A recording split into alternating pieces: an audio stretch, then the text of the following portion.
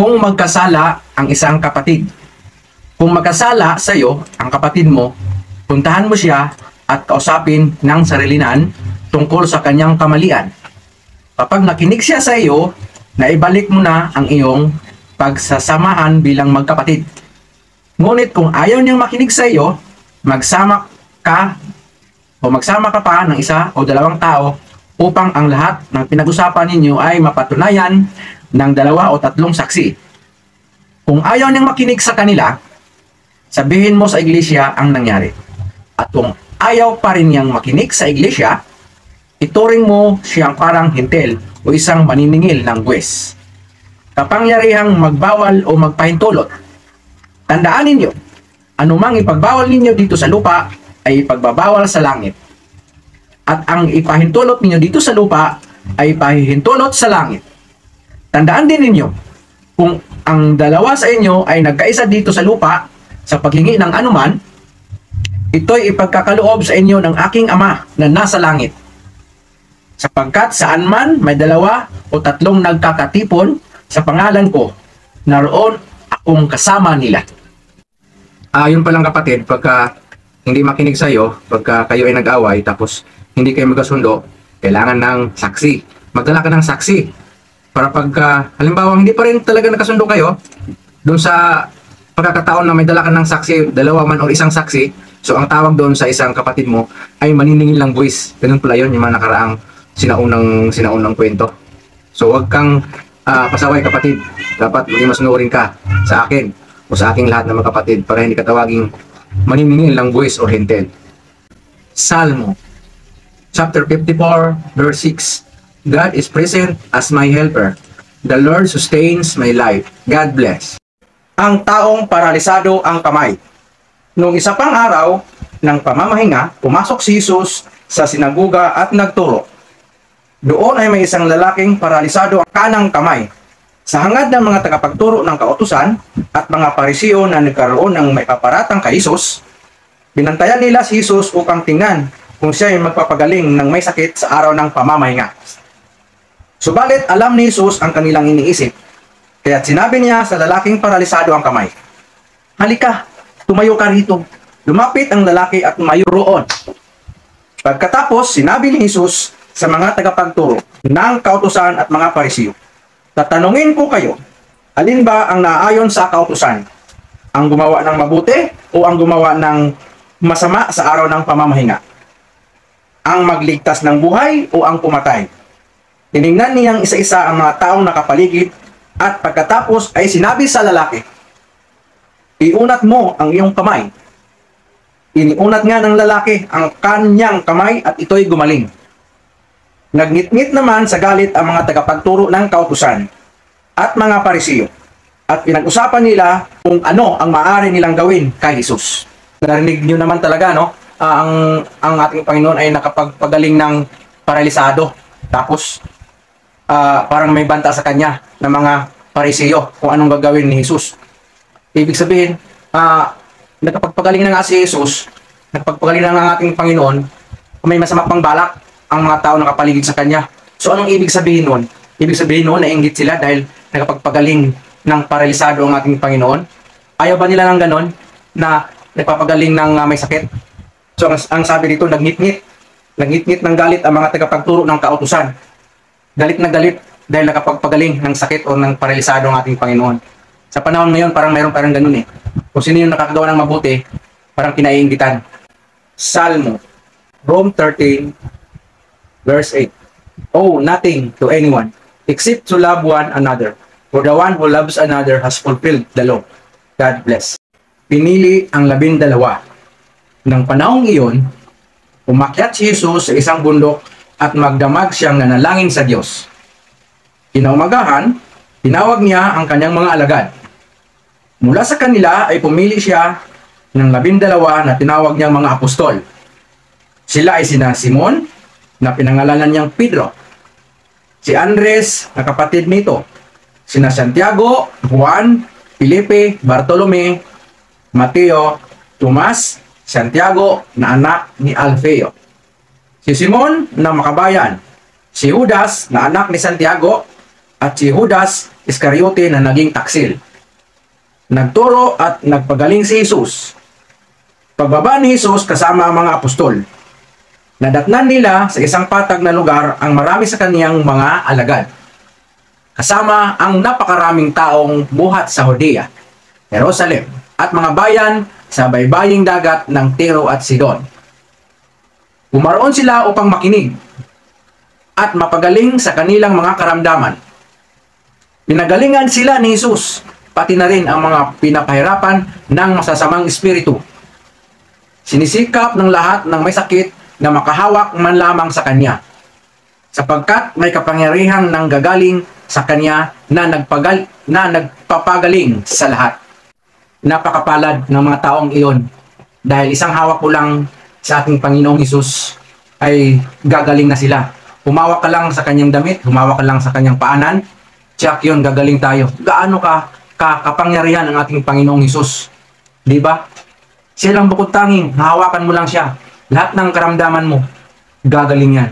May tiwala ka lang, gagaling ka sa kanya. Siya lang ang tanging doktor. Siya lang ang tanging nagpapagaling ng ating mga karamdaman. Doktor sa lahat ng doktor. Psalm chapter 62 verse 8.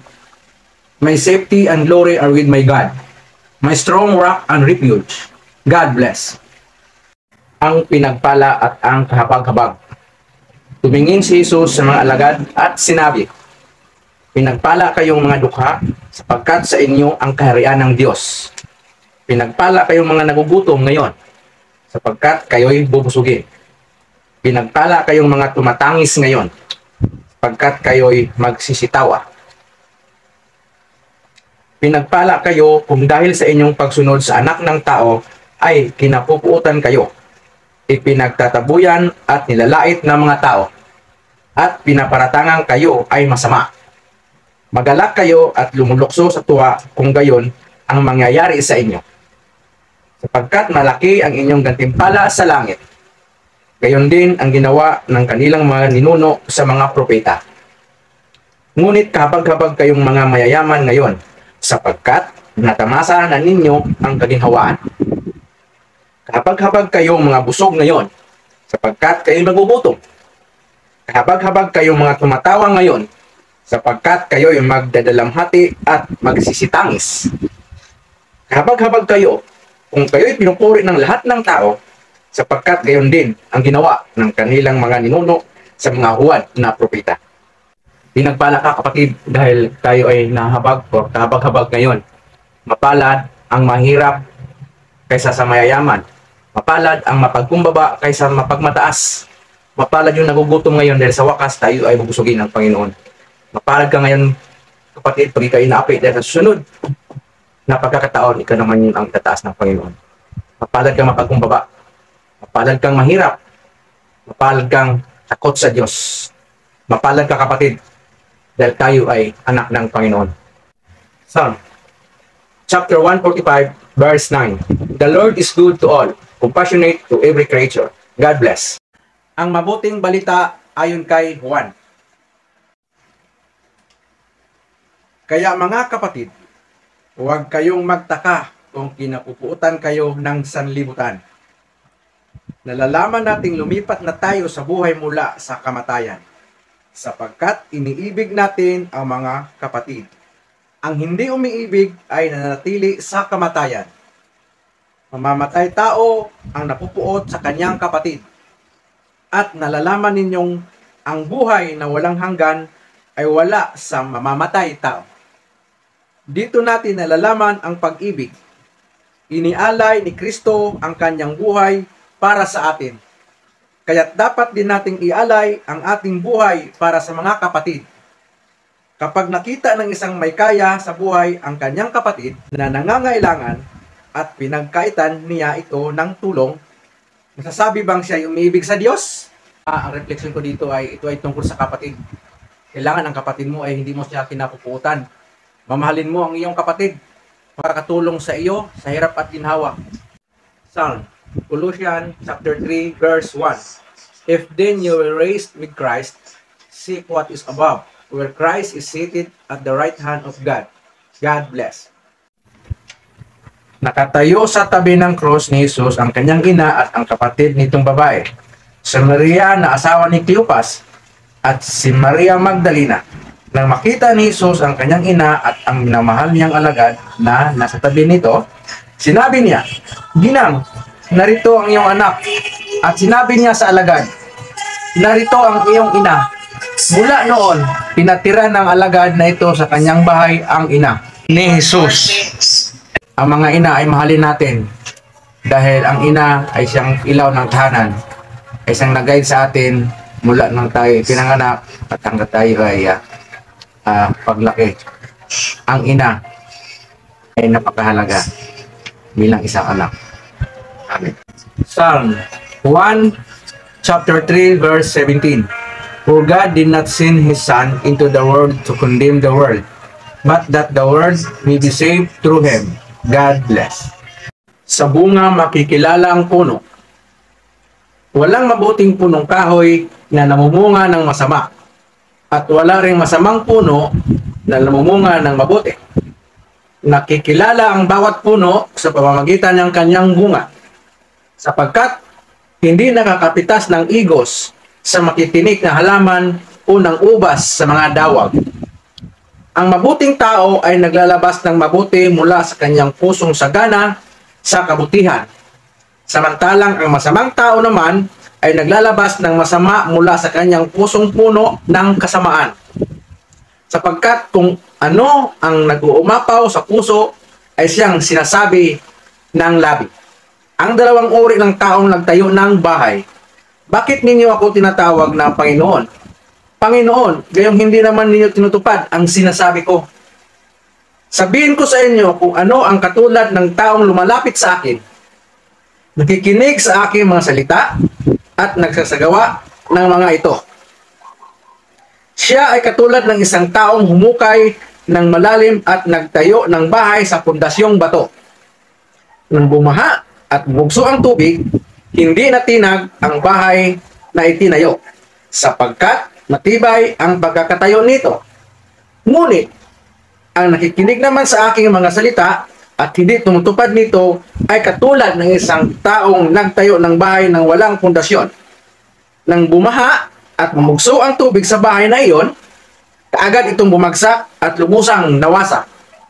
Tama naman, tama. Kung ano yung nasa kalooban mo ay siya din yung inalabas ng iyong bibig. Ganun talaga ang tao, no? Kung ano yung nakikita mo sa sarili niya, halos ganun din sa puso. Ayon nga sa kasulatan, ito, sapagkat kung ano ang nag-uumapaw sa puso ay siyang sinasabi ng labi. Kalooban mo, kung puot, kung galit ang nasa iyong kalooban, sa iyong puso, ganun din ang ilalabas mo doon sa iyong bibig. Kaya yung bunga, simple lang naman eh. Pagka ano yung puno, ganun din ang bunga. Kung ano yung bunga, ganoon din ang puno. So, vice versa. Psalm 1 Timoteo chapter 1 verse 14. Indeed, the grace of our Lord has been abundant, along with the faith and love that are in Christ Jesus. God bless.